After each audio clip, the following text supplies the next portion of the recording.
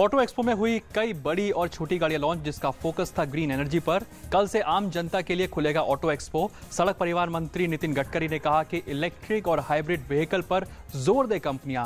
गडकरी ने कहा कि सरकार 2020 तक BS6 के मानक को लागू करने के लिए प्रतिबद्ध। स्टार्टअप कैंपेन को बढ़ावा देने के लिए तेल की PSU कंपनियां नए स्टार्टअप जो कि तेल और गैस के व्यापार से जुड़े हैं उनको वित्तीय सहायता देंगे। सरकार एक ऐसी पॉलिसी लाने जा रही है जिसमें कि कंपनियों को उद्यमियों से 10% तक सामान खरीदना होगा।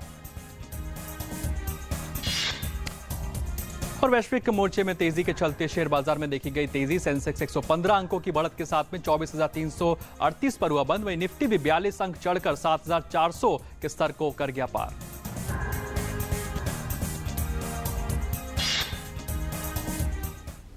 और वित्त मंत्रालय ने 2 दिनों का भारत निवेश सम्मेलन आयोजित किया है।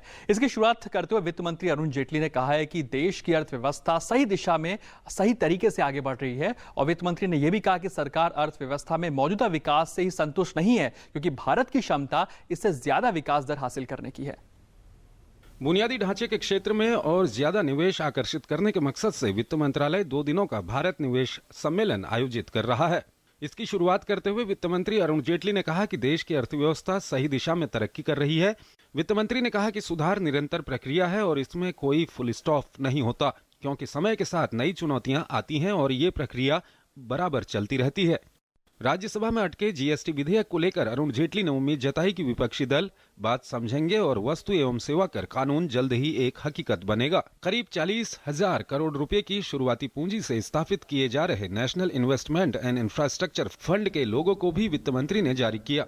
फंड का मकसद बुनियादी ढांचे के विकास में ग्लोबल और भारतीय इन्वेस्टर्स को बड़े पैमाने पर जोड़ने का है।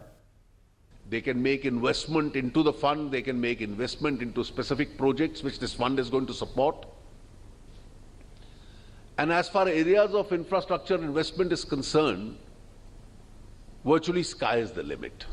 देश विदेश के बड़े निवेशकों की मौजूदगी में हो रहे भारत निवेश सम्मेलन का मकसद तमाम निवेशकों को सुधार के लिए उठाए गए कदमों की जानकारी देना है, तो सरकार से जुड़े सभी पक्षों से डायलॉग के लिए एक मंच उपलब्ध कराना भी है। Bureau report, DD news. और लोगों की उम्मीदें काफी ज्यादा हैं बजट को लेकर के। कई लोग उम्मीद कर रहे हैं कि कई कुछ रियायतें दी जाए। आपको इस खास पेशकश दिखाते हैं कि FM सर प्लीज, और देखते हैं क्या कुछ उम्मीदें हैं आम लोगों की वित्त मंत्री जी से।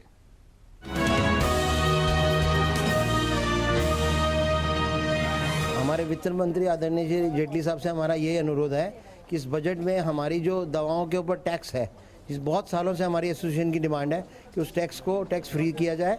और जो एक गरीब आदमी है वो भी दवाई खरीदता है, उसके ऊपर टैक्स बिल्कुल नहीं होना चाहिए।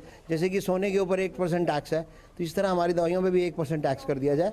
और दूसरी हमारी मांग ये है कि हमारा जो मार्जिन ऑफ प्रॉफिट है, जो 10 और 20% का है, 10% होलसेल और 20% रिटेल का, उसको मेंटेन किया जाए।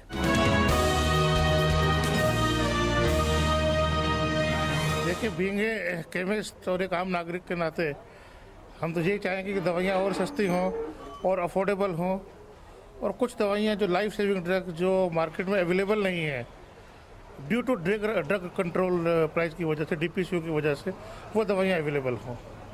हमारा मेन मोटिव यही है कि दवाइयाँ ज़्यादा से ज़्यादा लोगों को ज़्यादा से ज़्यादा उपलब्ध हो पाएँ।